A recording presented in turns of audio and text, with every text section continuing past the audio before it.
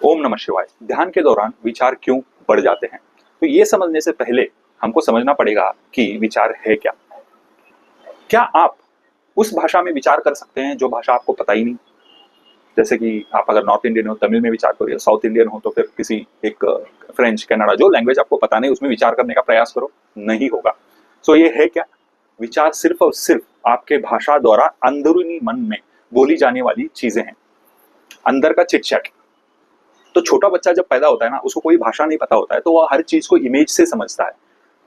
तो इमेज भी एक तरीके के विचार है, लेकिन जब आप बड़े हो जाते हो, अंदर से अंदर अंदर ही अंदर बात करते रहते हो, ये विचार है। दूसरी चीज, एक छोटा सा प्रयास करो, अपने ब्रेथ को कुछ सेकंड्स के लिए रोक के देखो,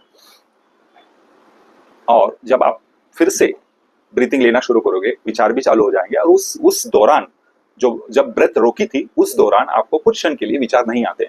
सो ये विचार एक भाषा से लिंक्ड है, इमेजेस से लिंक्ड है और ब्रेथ से लिंक्ड है। इसीलिए ध्यान हमेशा ब्रेथ पे किया जाता है, मैक्सिमम जगह पे यही सिखाया जाता है। तो दूसरी चीज, समझने वाली चीज क्या है बताएं?